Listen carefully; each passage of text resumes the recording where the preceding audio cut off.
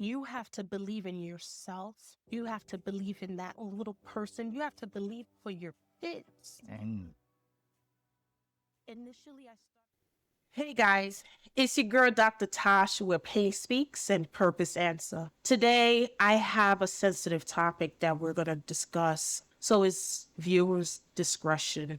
I have a gentleman, actually, he's with me today to talk about his story, struggles, encounters, and being sexually abused. He is a life coach, he is a father, he's an author, and I actually recently been on a few of his lives, and it's been very inspiring. It's been very informative and touching. His name is Justin. oh, Hi, Justin. yourself, Dr.Tash. Good. So, Justin, when I read a brief description about you, the bio you sent over, I was clenching my chest because we usually don't hear men talk about this topic. A lot of men just keep it to themselves or feel ashamed or embarrassed, and you was able to, share your story and even empower other people like you. I commend you for that. I want you to talk about yourself. Oh, that is always very difficult, but I'm Justin Wilson, certified life coach, certified mental health coach. Most importantly, I'm a father, and even above that, I'm a son of God, and I'm just a human being. I love people. I pastored a church maybe like 7, 8 years ago. See, things took place, and I still believe I have the duty to be of service to the people of God, but not in that same way. That's really, I just love human beings. You can tell during your life that you're very sociable, loving, and caring. That's a good quality. I received your book today and I saw that you've been pouring a lot. I tried to give my all, my love, everything, but nothing was coming back to you in return. It was pouring and pouring and pouring. So many men go through what you mentioned in your book. Can you talk a little bit about that? Yeah, so I actually wrote a piece yesterday on the subject, getting into the mental health space. I am a certified mental health coach, and the only reason I got into that is because my poetry, for the people who read it, they found it healing. Eventually, I started sharing it with counselors and psychologists, and they were saying the same thing. I learned some things in the space, and I realized that early childhood traumas gave me an insecure attachment style. I don't necessarily blame the women. I've matured past that point. Some of us have things we haven't addressed in our childhood, and it gives us insecure attachment style. It makes us grow up subconsciously learning that love is transactional. So we think because we are transactional, we should be loved. That doesn't change the fact that a person doing that is trying, and the behavior itself can be appreciated, but sometimes we find ourselves pouring too much into spaces that refuse to be filled by us. They don't mind taking, but they just refuse to be filled. So that's what I tried was, and when I wrote I was going through a divorce at the time. I wouldn't wish divorce on anybody. If y'all can work it out, work it out. But Costly. It's cheaper to keep them. no, when we say it's cheaper to cheaper, people think about that financially. But the amount of self it costs you is way more. What's his name? Jeff Bezos spent less on his divorce financially than I did self, because it cost me all of me. Yeah, it cost me everything. So I say it jokingly. I understand, unfortunately, sometimes things can't work out, but divorce was rough, and it put me in a space where I had to think about that. Growing up down south as the man, it was my fault. I took on the responsibility of it. And then I had to really go and say, I did try. I poured. What did try look like to you? I love that question now that I'm a little bit more mature and informed. At the time, being a provider was trying, I was faithful, never stepped out. I wholeheartedly was and am against that. I don't believe in playing with anybody's heart.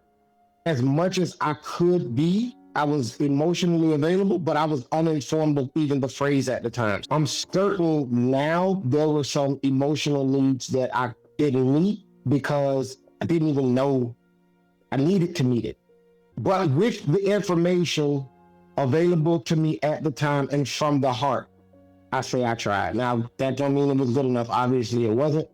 But from the heart, I tried. And I think that's a big part of why I want to get the information out there, because a lot of guys may be trying to form into the situations the best they can. But if you are uninformed of something, you cannot give it. And so if we continue the narrative that men are purely logical and women are purely emotional, then you will never tap into the emotions you need to be able to sustain a healthy relationship. And that's what I've learned from that. But yeah, that's what I tried, was everything I had to give to the situation. I feel like I gave all that I knew at the time. Now I'm mature enough to say it probably wasn't enough. Do you think that it was enough when you did try?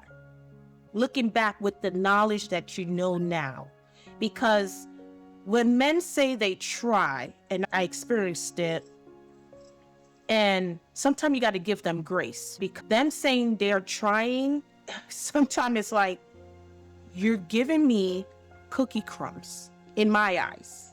Right. But for them, it's a big deal. Like, right. I just did this. I gave you my all. But you're looking at, in our side, this is something that you should be doing. Right. This is something that I shouldn't even ask you for. This is something that comes with the territory.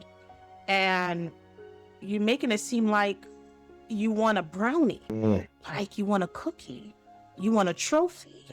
I love this so far. You affirmation. Right. Right? So, but guess what is missing? Who tell the woman thank you for the 10,000 things that we've done throughout the day? Absolutely. I'm in it. Justin, I'm in it. Mm-hmm. Right? Absolutely. And I have to give people grace because they don't know better. They were sheltered. They were coddled.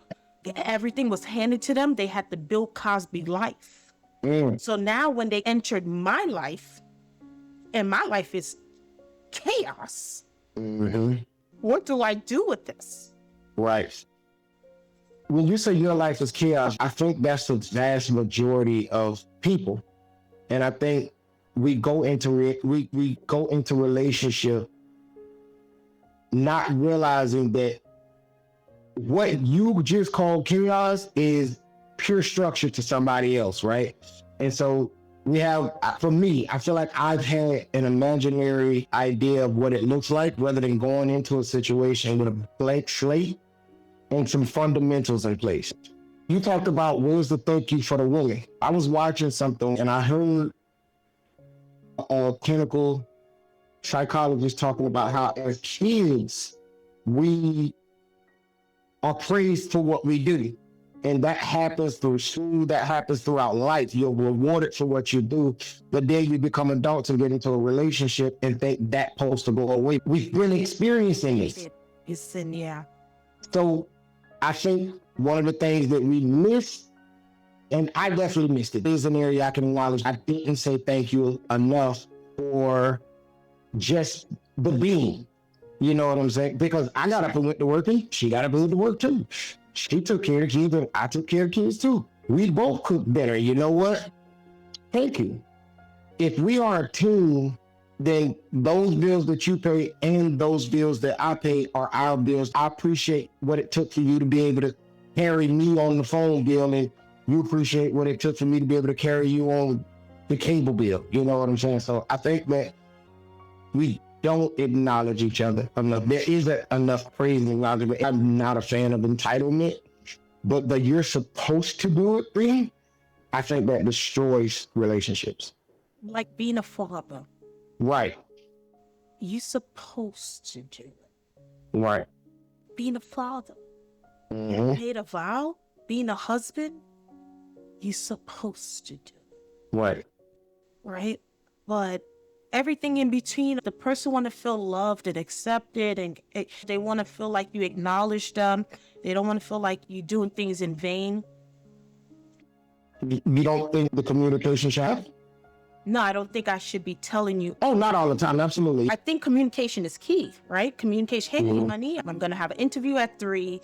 Have the kids. I'm going to do laundry. I'm going to cook. I'm going to clean. I'm telling you what needs to be done in a home, but I don't want to tell you, you take this and I take that. Oh, no, do absolutely this. not. No, I'm just going to tell you what needs to be done in a home, I can respect that. right? And, you know, It should happen. It should happen. All things considered, I believe that is the type of thing that should happen. Like, I would come home and cook dinner. I didn't mind washing clothes.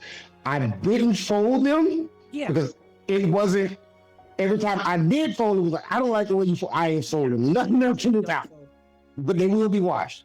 But yeah, I think that the idea that most young men are given in this culture is that you pay the bills and then you just sit down and watch TV all day.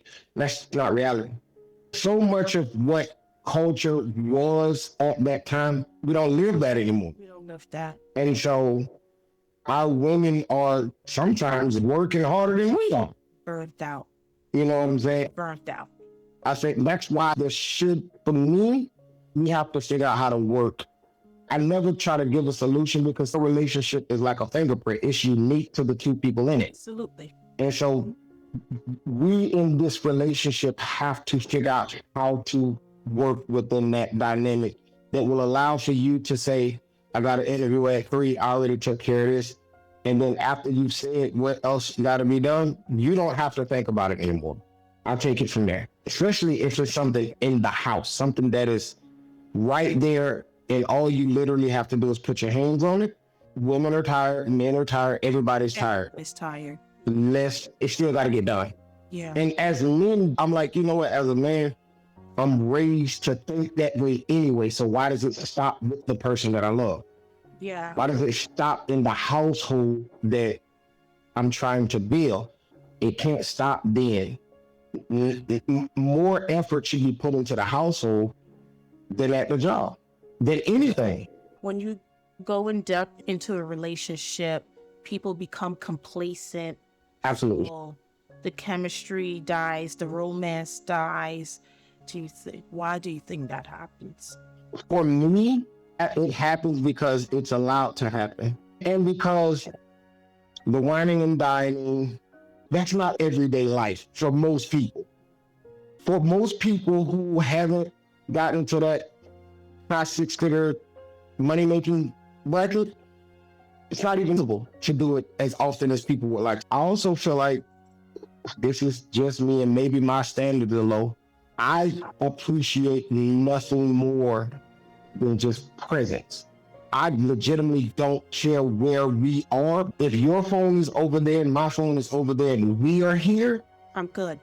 I'm good. Absolutely. I don't need nothing. We can do that at McDonald's and we can do that. I ain't gonna say Cheesecake Factory, but wherever we are, Yeah. I've taken the value out of the what and put it into the who. And as long as I'm with who I want to be with and we are present, everything else I'm emotionally available. Someone was just telling me a story that she was consoling her friend because her friend mom died like a couple of months ago, maybe like 2-3 months ago, and her birthday was yesterday. And the husband came home, and she's at her friend's house, and the husband came home and he was like, oh, did you wash the dishes? Oh, did you put my food out? Oh, the kids need you. Where's this and where's that? Today's the mom's birthday, and she's trying to cope with it, process it. You know, they're taking pictures and reading, and people's at the house, whatever. They had a small gathering. What's the disconnect? Why? How come? I'll say, as a man, I've been in a space where provision is such a huge part of what men do, it's easy to get tunnel vision on it. I'm not justifying having the tunnel vision. I'm saying it is easy to get tunnel vision on it. And because provision takes so much out of some men, most guys are not $300,000 a year earners. Some of these guys are. You don't want to be. You don't. This girl said, Tosh, I love my man. And the way she lit up, and I was like, you know, I have yet to see women look like what you look like. You know, that excitement, that joy, that non-stress-free face, right? Watch it in. And I said, what is it about your man that you love so much? And she said, Tosh, I could be sleeping or we could be watching TV. And I just mentioned that she wants Skittle, that she was craving Skittle. The guy would act like he was going to the bathroom and went down the block to the store to get, do you know how much is a Skittle? What? Right? This is true. It's not about the price. We're not talking about you go get me a car and you go get me a house. I'm not talking about that. She said the Skittle. She blew my mind. Do you know that value of getting that Skittle? Because you heard your girl just said, I'm craving this. Something that's inexpensive. And he brought it. A Skittle. He was available to that and present to his girl. You have to listen. Well, I'll say this. And he's not $100,000 to bring. There are situations where I can assure you that the fact that she values that he does that is what motivates him to keep doing. Absolutely. I know that I'm that type of person. I'm waiting for the opportunity to serve, and once I get it, I use it. I acknowledge that a lot of guys are not like that. A lot of guys ain't really, they there for the one or two situations. They trying to go do whatever they gonna do. I don't really speak on those guys. They tend to have the women that stick with them no matter what. So, yeah. But I think that's how it should be. I think that type of energy reciprocated in the relationship is what will allow a relationship to thrive. That's my wholehearted belief. Strongly believe that if you are going to be in a relationship with somebody, if Skittles will do it, go get the Skittles. Go get the Skittles. Pay attention. Like I said, the biggest thing is you got to put the phones down. Presentness is important.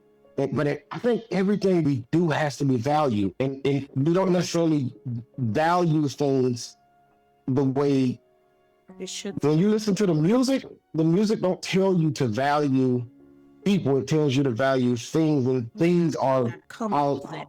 Right. But and it's like social media plays a major role in it. The social media teaches you all the glitz and glamours and what it should look like, but it doesn't tell you the reality. The reality of a relationship, the truth about hustling and making your money and marriage, courtship, and everything takes work.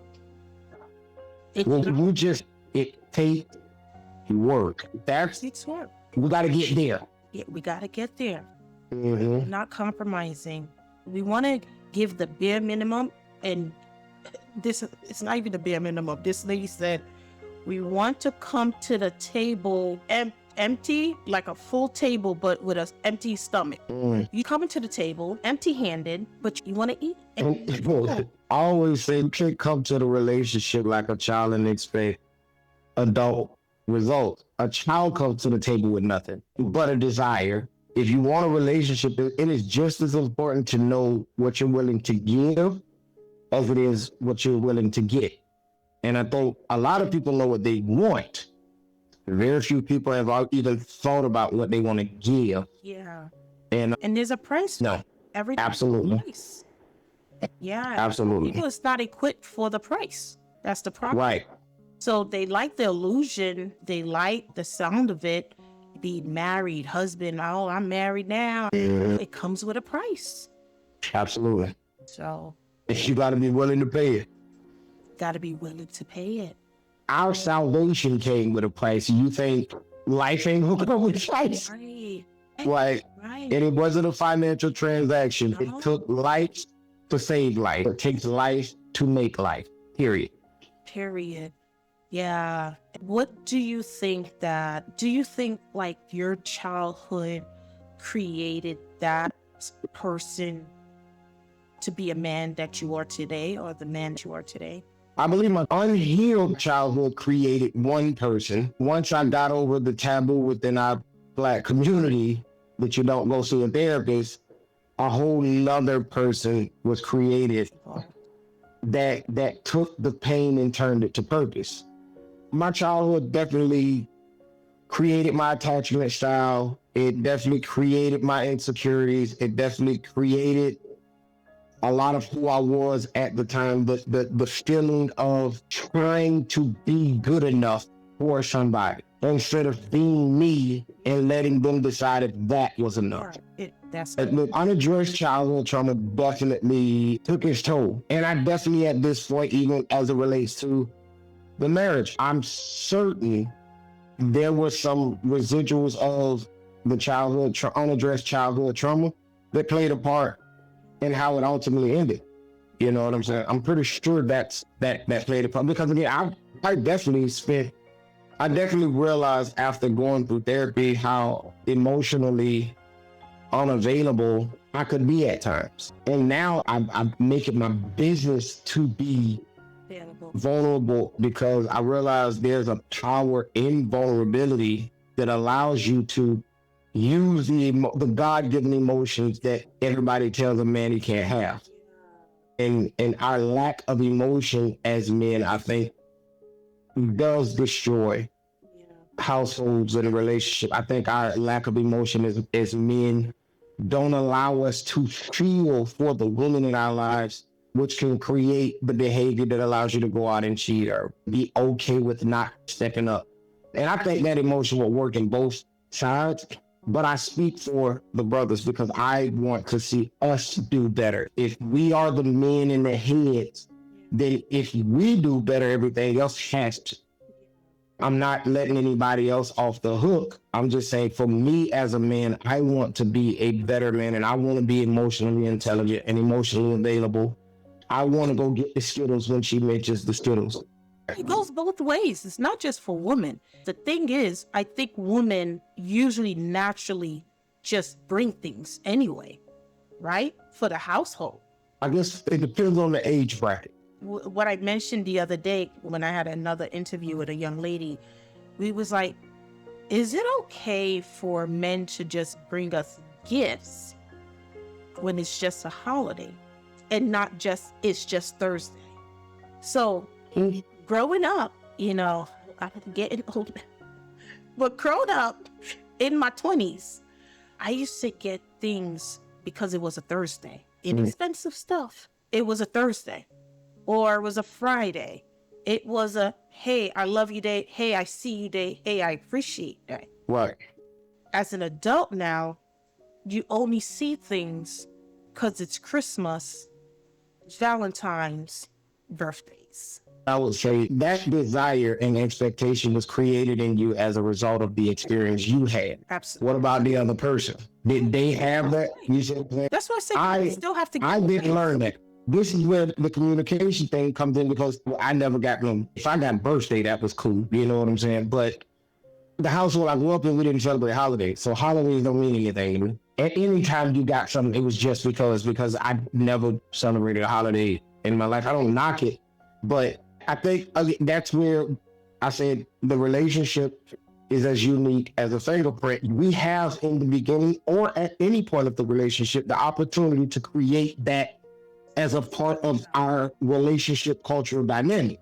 Or it's like your love language. You have to learn the person's love language. Now, that is definitely something that I ain't heard nothing about no love language until the grocery spider fire. So, I dropped the ball on that. I had never heard the phrase love language before. The love language. I missed the cues on that because I had never even heard the phrase before. Love language? What do you mean? And it's crazy because we speak it through our actions, but as a concept, I had no idea about it. So, that's good to know that you admit you took accountability after. You acknowledge that you didn't know what is love language. I think it's more so a girl thing. It's like we know more so of these 5 love language because acts of service or So I'm gonna tell you, actually, sometimes people think I'm against stoicism when I say what I'm about to say, but I think the stoic expectation doesn't allow for the emotional bandwidth needed for a man to fall into the information that gives us things like love language and different things like that. And then in our particular community, a lot of our point of reference for love is what we see on TV and hear music. So it's purely physical, purely transactional, and there's very few situations where we get to see people sit down, have a conversation, and work through something. So then we end up in relationships. We know that you gotta buy, we know that you gotta work, we know that you gotta be physical, but you don't know what it takes to work through it. We have to expose each other to that part too. Like for me, if I've never seen a woman mad, I don't know her. Everybody can be nice. You can fake ice really good. It's hard to fake being mad. If you really mad at somebody, it's hard to fake it. So to me, I think it's important that we actually be real and have the conversation we're having right now about the love language, it's about emotional things, all of that stuff should be in the forefront of the conversation. We wait till we already in love to start talking about that kind of stuff. I'm already chemically bonded to you at this point. There's a biological aspect to what we're experiencing at this point. No, but sometimes you can bring it up early on. Yeah. A lot of people run away from it, right? They're like, oh, she's doing too much. She's asking for too much. You too much. You too old. That to me, that's a sign of immaturity or Oh, God. I had a guy one time told me that. during the dating phase, I got 3 under my belt where it was like, you want to talk too deep. And I was like, I hope you have a nice day. Oh, yeah. It's too much for me. Yeah, I ask a lot of questions. I want to know. Yeah. Like if I'm committed to a female, I make a study out of her. I want to have a doctorate in her. Yeah. And so, cause I don't date, I'm not doing it for no reason at all. If I'm committed, I'm not doing that for no reason at all. I'm looking for it to go all the way. What would a woman I need do to know. if a man is into them or if the man is just playing with them? You know, a man that's into a woman will almost get on her nerves trying to be present. It'll get annoying at times. Now, that can be a man with an attachment issue as well. And the line is really thin, but a man is interested in a woman shows her real interest. It's like human nature. When a woman is interested in something, you'll find her being and around that all the time. So that woman being around your friends, knowing your family, coming to your home, because sometimes guys will be like, oh no, I can't bring you to the house or I can't introduce you to my friends. And you're like dating for 10 years. I think that how are we building the life together when you don't know my life outside of you? You mentioned you went through a lot of pain, a lot of hurt. Take me back to your pains and your hurt that you went through in life or as a kid. I want to say at the age of 6 or 7, I was in a situation where the school I went to was 65 miles away from where my parents lived. So during the week, I stayed on the premises where they kept the kids who didn't live in the area. This was in Florida. And so when I staying there, I experienced at the hand of someone who was older than me. Still, they were 13, 14 years old, and I was like 6 or 7. I experienced being sexually abused. I didn't know what it was at the time. I was told it was fun, and so that's what I believed it was. It just never felt right. That happened for an extended period of time, and then eventually one day I got the courage to say I didn't want to do it anymore. There was a time in that situation where I said, hey, I want to get on top. Because at this point, I've experienced it for over a year now, and I've talked to other young kids and seen porn at this point. And so I've seen what this looks like, and I want to try it that way. So I'm accepting what is going on. And then eventually I just get to a place where I'm like, I don't want to do this anymore. So I say, I don't want to do it anymore. And I'm old enough at that point to decide, I'm not going to do it anymore. But the real damage came from being in a culture that didn't do anything about that. And when I say that, I want to cover my mother. My mother tried to do something about that. We just didn't live in a culture at that time when a young man is done that way by a woman, you just got broke in. It wasn't something that we took serious. I don't fault the adults because culture is what it was. There's a lot of things that led up to that point, but that's why at this state we have to be hyper vigilant about what's going on with our children, with our young people, the information that they're exposed to. And so all of the things that happens to a child that is sexually abused and traumatized happen. I dealt with a porn addiction. They considered marijuana drugs at that time, but I had to have weed, smoking, drinking. Coincidentally, I was also put at the thought of sex. Didn't want to have sex. Young people around 15, 16, 17 years old, everybody was doing it. It was young people getting pregnant and everything. I wouldn't touch it. But I was a basketball player, so I was cool. So I had to act like I did, but I wanted nothing to do with it. When I started doing it intentionally, I went through a phase where it took control of me and I had to do it. And I felt like I was in control because they tell you when you are a young man, if you can sleep with a bunch of women, it's because you're the man.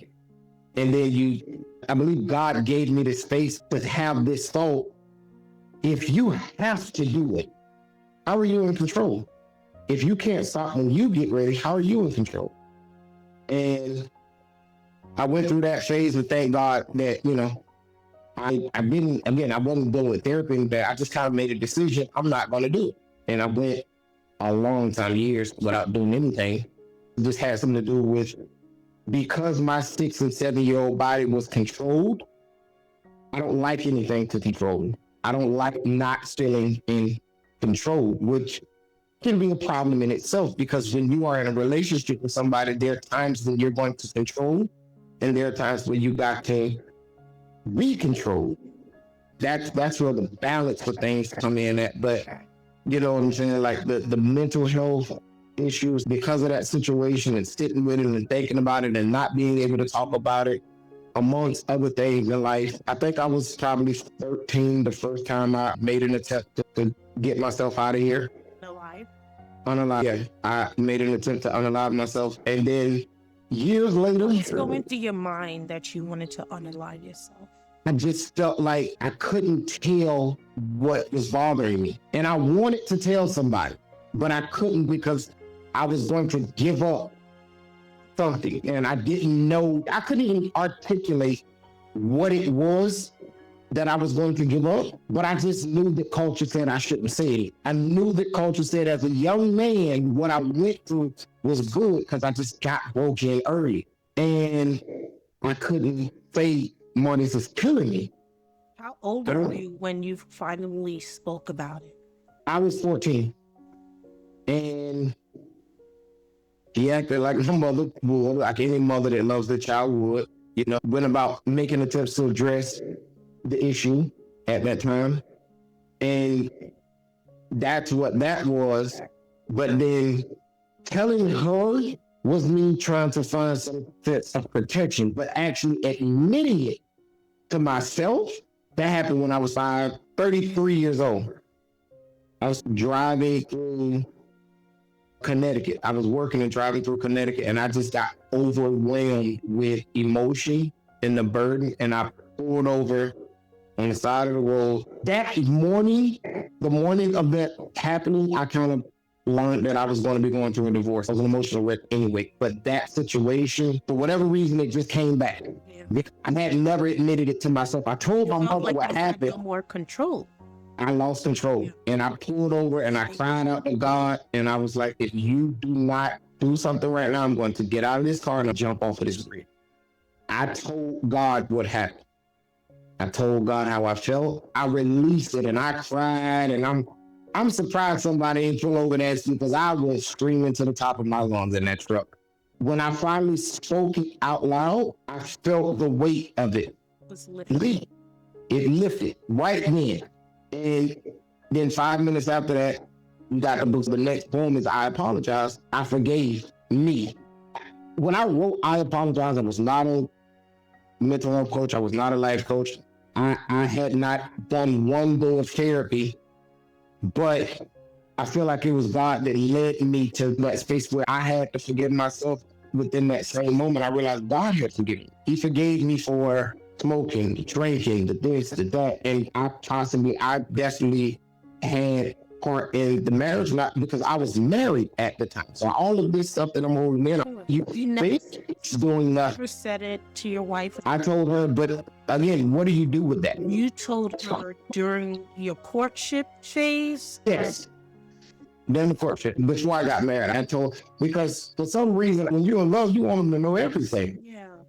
So I wanted her to know what she was getting herself into. And so, yeah, that was what that was. Did you feel satisfied when you told her?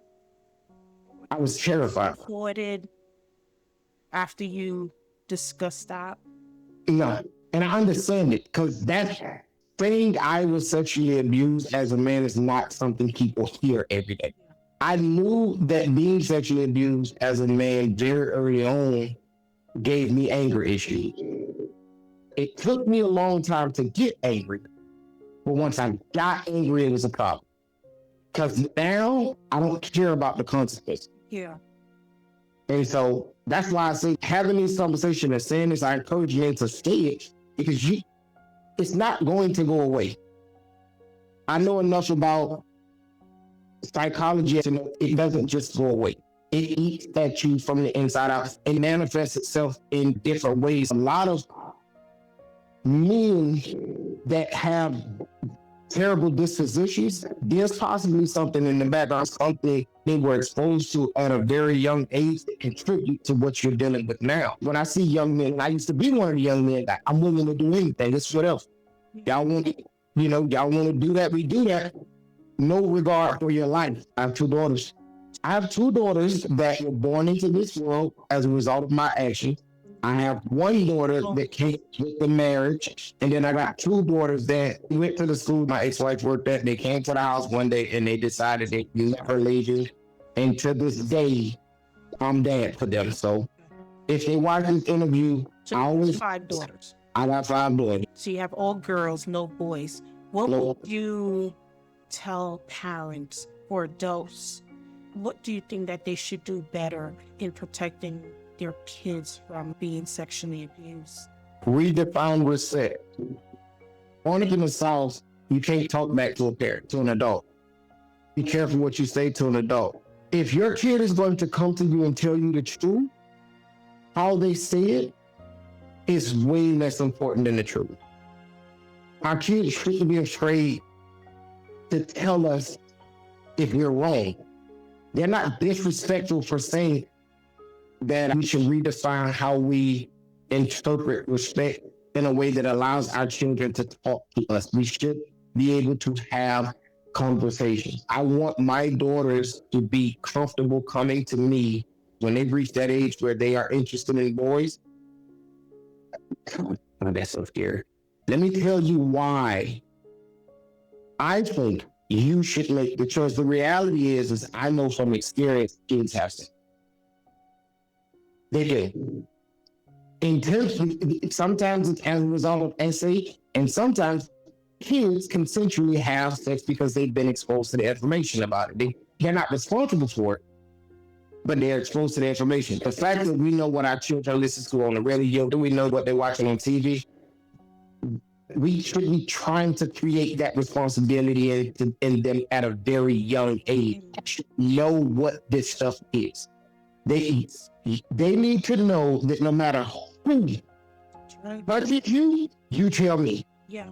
You don't protect granddaddy. You don't protect grandma. You don't protect daddy. You don't protect mom. Tell me who did it. Please tell me who did it. I don't care who it is. Tell me who did it. And I am going to support you. Like with my daughters, I tell them, listen, if somebody ever do that, don't ever lie and say somebody did that they didn't, because I'm going to take your word for it. You are not lying to me when you say it. So please be responsible with that, because it could cost us everything. I'm going to respond like I saw it happen with my own 2 eyes. So I need you to be responsible for that. But I want my daughters to feel free to talk to me about absolutely anything. Feel about sleepovers for your daughters? I guess that's where I'm still kind of traumatized. I'm not okay with it. Yeah. I'm not okay with it. And I do, like, my daughter's best friend, I know the father. And the father trusts his daughter to stay at my house with my daughters. I don't think that I know of my daughter's never gone over there. But it's not that I wouldn't trust him, but I don't trust a lot of people. It's a little grayish, right? But you know what? I'll say this. And I think that while it is, it's a fine line. You're taking a chance. Yeah. Our kids are going to grow up and live in a world where every day they get up, they're going to take a chance. Absolutely. But and so, at least they're able to protect themselves. At a young age, they're not able to really vocalize or verbalize themselves, right? So my 13 and my 9-year-old, they talk. You're outliers. When they was young, right? When they were younger, they didn't, but now they, so I think I guess it would depend on the kid you're dealing with. I was watching a documentary. Actually, my parents never let us sleep over. Not anyone's home. No friends, nobody. We couldn't even have our male cousins come to our house and sleep over. That's how bad. Like one time I sat on my brother's lap and I got in trouble, not knowing what that meant. Right. I was just a kid. And, brother, I'm happy to see him sat on his lap and got in trouble for that. Right. And looking back now, I understood because there's a lot of pedophiles. There's a lot of abusers. They're disguised in many ways. I watched a documentary where a neighbor was so involved with the other neighbor's house. He built a room for the daughter. He was like, oh, let me build your daughter a room, an extra room. And he was so attached to this daughter, to the neighbor's daughter. But he built that rapport already with the family. Like that was the family best friend. They trusted him. Do you know he kidnapped that girl? Took her to another country, made her marry him. She was probably like 12 years old. Raped her every day. She said she's been raped every day. There's no way that man could have done that because they look at him as uncle. Right. It's uncle. He fixed the bathroom for us. He mowed the lawn. He gives us money. Birthday, Christmas. Because he already built that rapport with you guys. Right. And now he preyed on that little girl. So I don't care who it is, uncle, brother, daddy, I don't care. When you were molested by a female. So we're not looking at our sons anymore. We never even really protected the boys because we're like, you'll be all right. But now we hear a guy saying, I was molested. I was touched. I was abused. That mentally screwed me up. And I could not speak about it because now you're thinking, should I speak about it? Do I feel like I'm going to be less than, someone else, or the shame or the guilt of continually doing it or not telling your parents? All of that is going to kill you. Right. It's eating you alive, Right. You can't speak about it, but you want to say something, you can't. And, furthermore, some people are going to be like, bro, that's a blessing. You got raped by a female. As if it's not rape just because of they're done. It's a girl. Right. Well, it was not a male. They have no clue. Yeah. They have no clue. That early exposure create a desire that should not be in a kid. And you wonder why promiscuity happens. Yeah. You wonder why the young boy that happens to comes to school and touches the young girl, and then the young girl grows up and she's promiscuous and we call her hot and we call her a whore and all these things, but the chain effect came from that adult that touched this kid and that kid because it was so much bigger than the one event. That's the thing I want people to understand. It's so much bigger than the one event. That aggression, that anger, yeah, it could tie back to something like that. Those people who think it's okay because granddaddy did it, granddaddy probably just damaged your child forever. Church leader did it. The church leader probably just damaged your child. Religious leader, I'll say that. Religious leader or spiritual leader did it, and they just damaged your child forever. You can go on the internet and watch videos of people where church leaders mishandled the kid, and years later, these kids are still dealing with this stuff. Yeah. A lot of it is as a result of the kids not being able to tell. They don't proper support. We have to create a support system. They have to know that they can tell us. And as a pastor, I think this played a part in me being so vocal about what happened to me. There were young people who came and told me what happened to me. They didn't want to tell anybody else, but they came and told me. And I had to protect this thing inside of me that was killing, that was unaliving me. I had to act like I didn't understand what they were talking about. I'm not doing that anymore. I couldn't even do the best job I could as a man who is doing the work of God by admitting, you know what, God brought me from there too. God has protected me in that too. Imagine how much of a help it could have been if I would have been able to be open and say, you know what, I understand exactly what you're going through. Because to be a victim is frowned upon. It makes you, to be a victim is if you're a victim, you're not a man, you're supposed to be able to defend yourself. It makes a difference if a man or female molested you. So I've talked to guys who have been SA'd by a man, and I think the outcome can be different. It leads you down a different path. There are guys who I've heard say that was where their point of reference was in their attractiveness and who they're attracted to. And so you're going, well, I developed eventually hypersexualized habit, but it was towards who actually got me. So when a guy says that that's what happened, I know the stigma and the taboo behind the lifestyle. You know, I think to me, it's like one of those things that, you know, I take into consideration now. It's just like, you know, maybe it's not as simple as I thought it was. Maybe there's a little bit more to it than that. And because that's not my area, I'm not an expert, I've had a lot more grace than I used to be able to have when I was ignorant of that.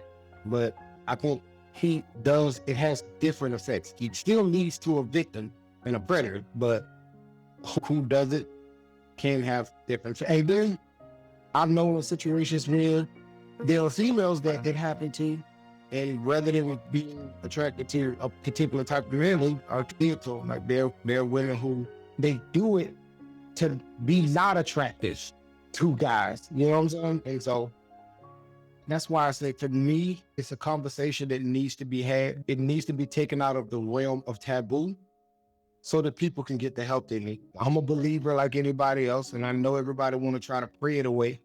And I prayed and prayed and prayed, but, you know, God helped me. He answered my prayer through My prayer. next question, how does your spirituality, you know, ties into all of this and kind of like comforted you? So I look at it this way. His strength is made perfect in our weakness. To call himself Jesus, the Savior, he died for that type. It's uncontested. It happened. At least that's my faith, right? To call myself his son, I went through that. And it's because of that I know his love of the way I do. I'm not a hyper-religious person, but I am a believer in Jesus Christ. That is not up for debate. Human beings are human beings no matter where they go.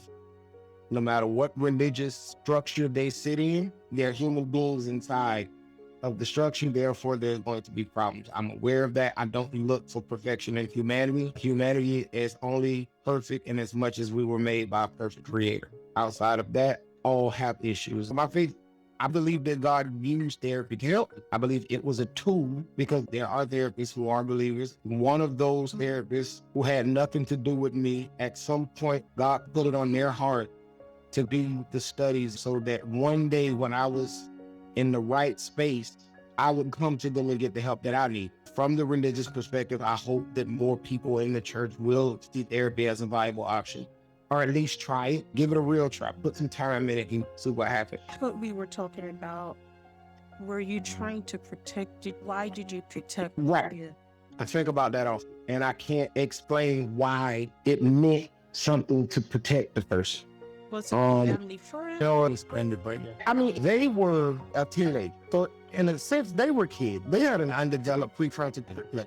And now that I'm older, I say to myself, who did it to do? So I think that's where the grace of God comes in. Because while I don't agree with it, they're acting on something that they experienced. right, That feeling that, right, to have that even present within somebody their age is a thing to be considered, which again, like you said, you let your kid go and spend the night at somebody's house. It don't have to be the parents. It don't have to be mommy out there. It could be the friend. It's definitely something to consider. I think that the more we have conversations about it, the more we make it a comfortable conversation to have, the more we make the people who have been victimized comfortable having the conversation, the more uncomfortable we're going to make the predator. Because now they got to worry about it. Now it's not worried about Chris Hansen. You're worried about the kid telling their parents. And with all of the healing and love and Jesus that I have in my life, I don't want to, I'm going to cut up if something happened to one of my daughters. I've already made a decision. Do it sometimes plays back in your head, like a flashback from the very first time that it occurred to you? Can you tell us exactly what occurred or what happened, like the setting, what was said to you to lure you into a certain position? I remember, hey, come here, and went to the back bedroom. Did you know this person? Yeah. Okay. Hey, that's the person right there. Okay. Come to the back bedroom, took the clothes off. So where's the adults in the house? Once they're in the bedroom, sleep. That's typically where they would have done. It was night. Yeah, it was late. It was late. The very first time it was late. Yeah. It was like, wake up, come here, and do this, do that. And I can, in my head, I can see what's happening. I can now explain it, but at that time, it was just like, I don't know what's going on. But that's what happened to me. My empathy for people who express having shared the experience, that's why I'm saying go do it. I don't talk about my situation so people hear me. I talk about me so people will hopefully hear themselves. Well, I think, Justin, that even if someone experienced what you did, they still have that fear of people not liking them. Right.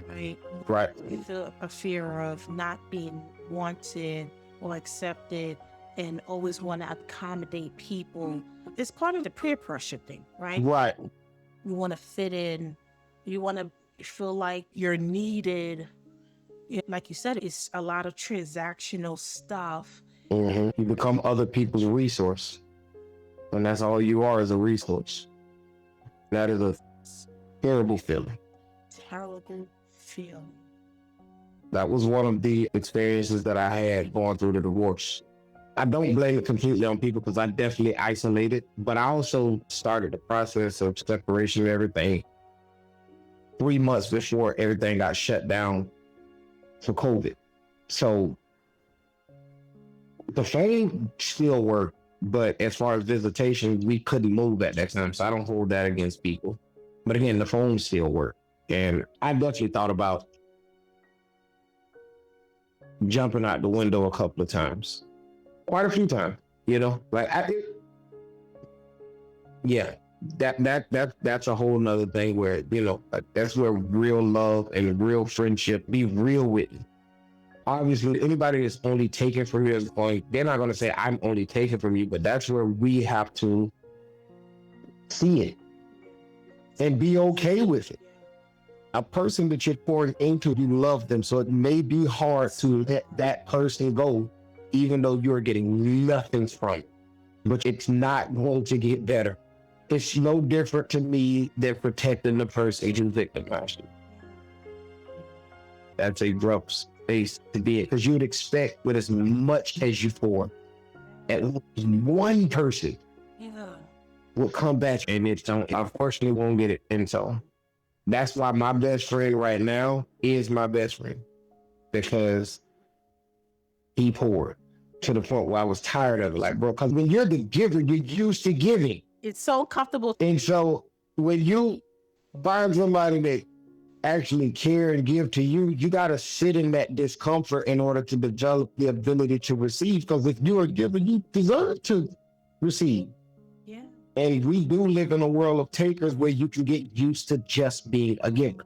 Yeah. You need the balance Yeah. because you can create your identity based on your giving, and the love is transactional and you become a resource. You're not a person.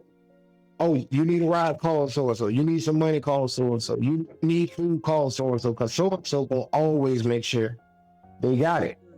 Yeah. Yeah. Yeah.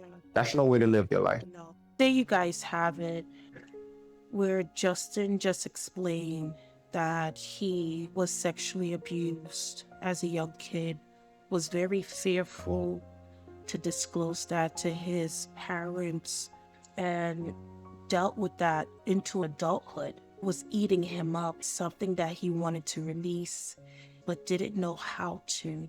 So I urge you guys to educate our sons and daughters out here how to express themselves and not beat it out of them, not make them feel uncomfortable when they have an uncomfortable conversation with you guys, but to listen to them, to teach them about body parts from early on, and just for those who are victim to get help, get the necessary help that you need, so that mentally, psychologically, emotionally, you can get healed again, that you can feel like yourself and not like a imposter.